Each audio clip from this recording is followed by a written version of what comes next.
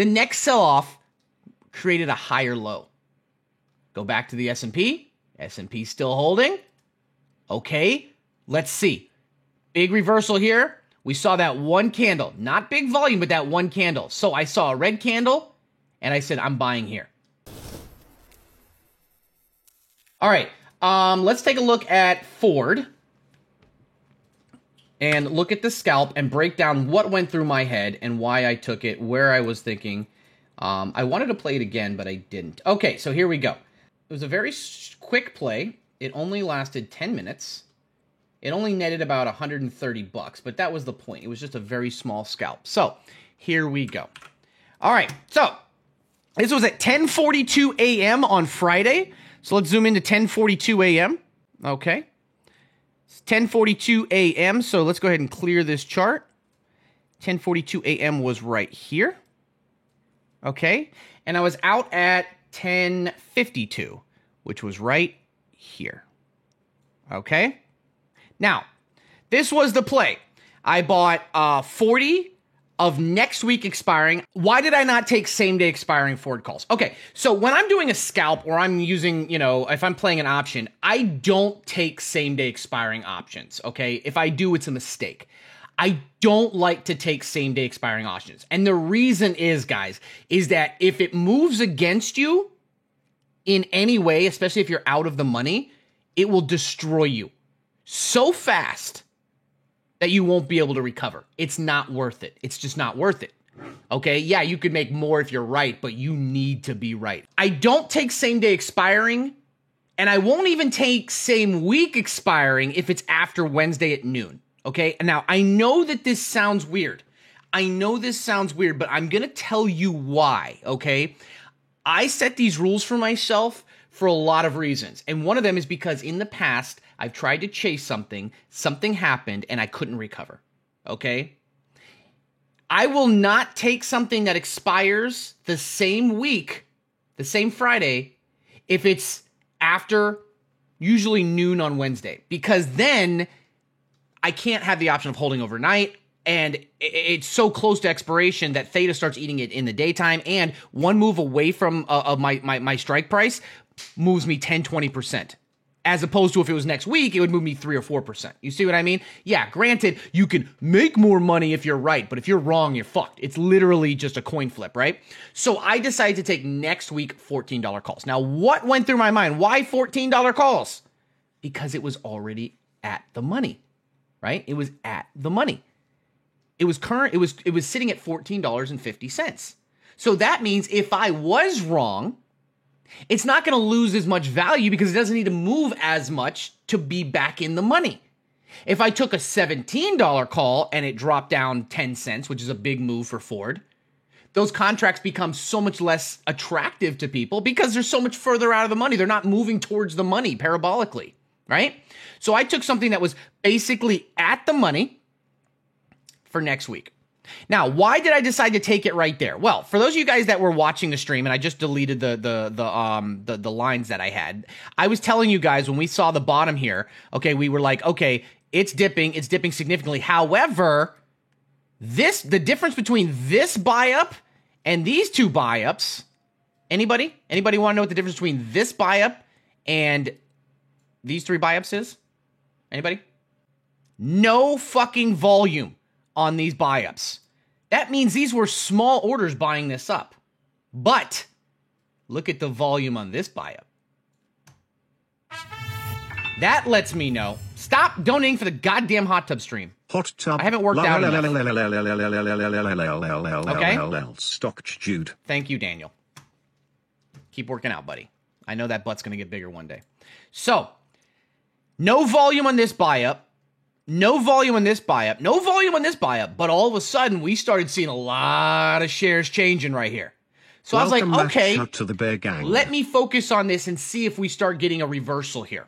We did see a reversal here. Then we saw a dip. And then I saw this candle here. Okay? The MACD immediately turned on us. And then even on this candle here, we saw a dip and then immediate buy up on that candle, right? MACD didn't dip, flatlined. And I said, okay, we're flatlining, and now all of a sudden the MAs are moving. Volume is relatively low, but we're moving in an upward direction, right? We created a higher low. Big volume on this buy-up that represents to me, hey, listen, we've got people interested at this range. This range, there's a lot of people interested.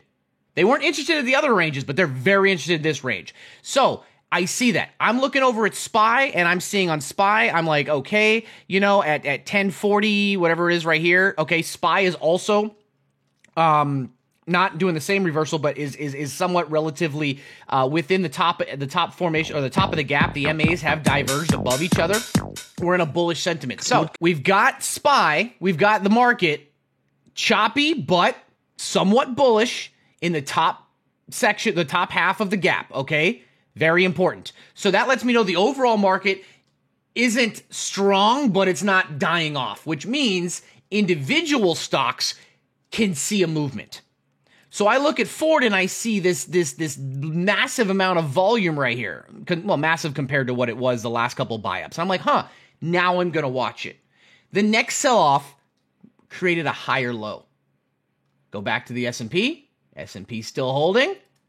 Okay, let's see.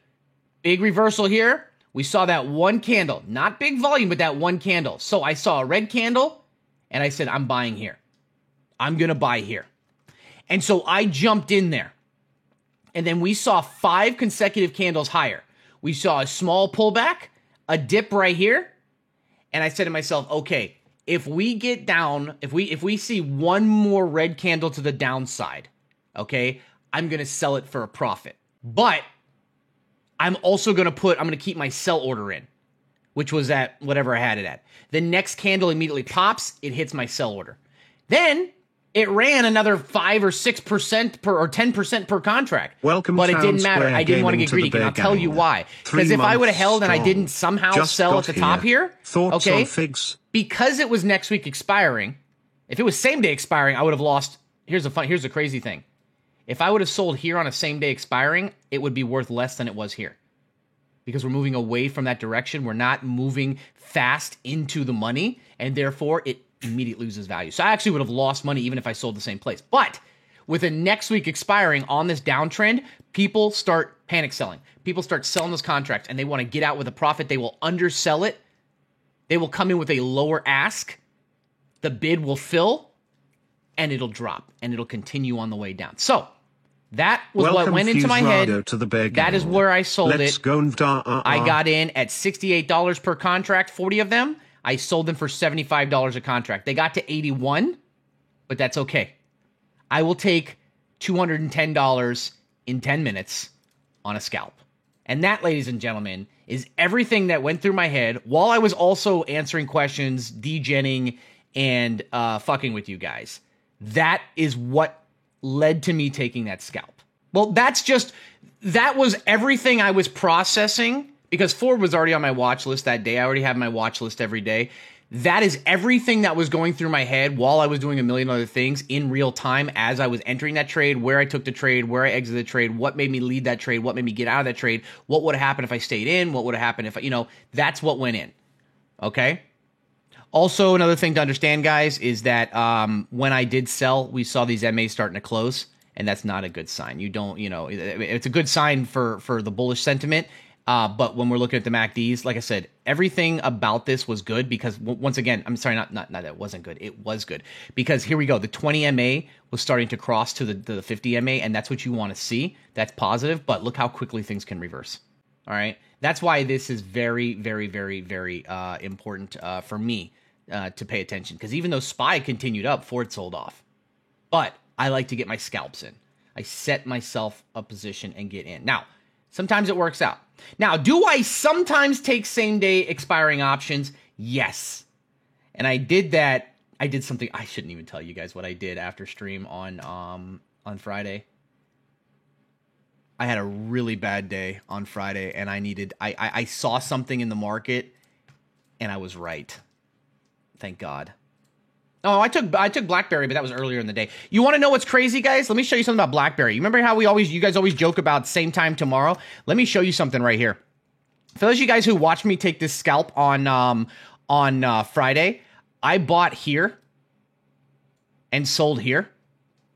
And it went up a little bit more. But those contracts that I bought for $100 here and sold for $120 here, just so you're aware, they were $11 here. 2 hours later. Just so you're aware, instead of making 20%, I would have lost 90% in 2 hours. And this, ladies and gentlemen, is why I sell. Yeah, sure, it popped up a little bit more, and then it was gone. It was down 70% 30 minutes later. You guys watch me in real time. Sell that, 5 minutes later, went down 70%. So instead of making $400, I would have lost anywhere from 2.8 thousand to 3.9 thousand if I held 40 minutes or 2 hours longer. That is why you cannot get greedy in this market, because all of those times you would have held a little longer, made a little bit more money, you would have lost it all right there. Just takes one. Just takes one. How do you treat longer term options 4 months out? Well, I currently have a couple. So you know that I've been playing forward calls that are September calls. I've been legging out of those. I had 50. I bought at $124 last week. I sold 10 when it got to $200. I sold 10 at $195. I sold 10 more at $210. It dropped down to $160. I bought 10 more with the profits, sold 10 more at $240, and I'm still holding 10 in there at $300 right now. So I've been legging out on the way up. I did buy more Fubo leaks, guys. I did buy more Fubo leaks. Full disclosure on yesterday's day, Charlie. Love watching you. Still up significantly from my original buy. I bought them at 300. It got to 400. It got to 600. Yesterday they were as low as 457. I bought 5 more at 450. So now I haven't averaged down. I've added more, but I got them cheaper than they were the day before. So I'm still up 30% on these. They don't expire until January of next year. This is why it's a very dangerous game. Even Stocky has bad days. I started the week out down 6%. Okay? Bad day on Monday. Tuesday, plus 8%. Plus 9%, plus 7%, minus 6.9% on Friday. That sucks. But still finished the week up 19% overall. If my dumbass didn't play airlines as hard as I did on Friday, and I only was down 4%, it would have been a much better week. I would have finished the week up 22%, or 23%, but that's okay. Sounds like you got crushed. Yeah, Friday was a bad day. But still overall good week. Good month so far, even with a bad day on Friday. For those of you guys that are watching, overall on the month, here we are. We started out here at 91, and we finished at 120. What are we at? 128. So, despite the fact that we gave a shitload of it back on Friday, we still finished up. What is that? 30% for the month. What was the bad play on Friday? Airlines. Love calls did not play out well. And then at the end of the day, we just saw a massive sell, and it was just like, it triggered all my stop losses. I did save my ass at the end of the day, though. I could have been down more, but I saw something in the market, and I was right. Thank God. It really saved my ass from what could have been worse day.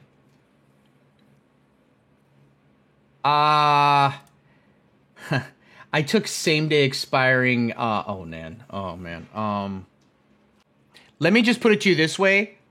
I saw this coming right here. Okay. And I played it. Oh, fucking hell. No. This right here. I saw this coming and I played it.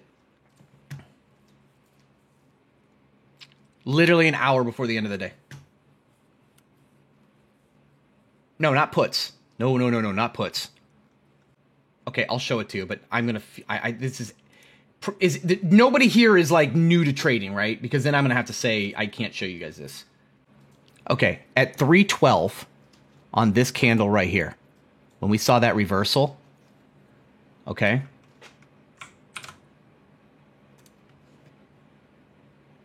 Oh, the other part of the order isn't showing.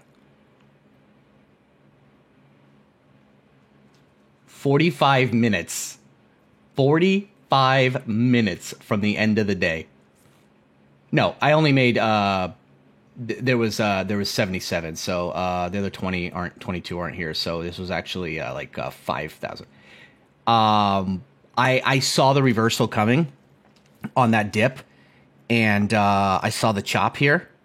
And so right before that chop, I grabbed it. And then at, let me show you guys something real quick. This is why I don't get greedy. 1537. Right here. Same day expiring. If I held this 2 minutes longer, I would have been down 20%, expired worthless. I told you guys, you have to be disciplined. Not that the trade was not disciplined, to the Bear Gang. You have to be disciplined as far as your exits and entries. Who bought them from me? I don't know who the fuck bought them from me.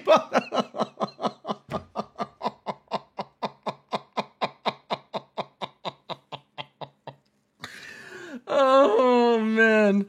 Oh, you hate to see it because not only did they lose everything, but it ended up expiring out of the money, so he lost everything. He lost everything he paid for it. So, what was that? So 23 minutes later, this was gone. Or it was somebody hedging a large order. So either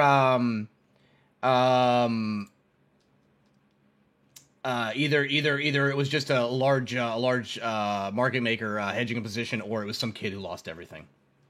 I've been doing a lot more options lately because it's more exciting for people, but I've also been doing shares, and I think a lot of people forget that I am primarily an equities investor and an equities swing trader. I take options trades, and the capital that I make from them, I then dump into equities plays. Just so you're aware, I've been buying equities this whole week.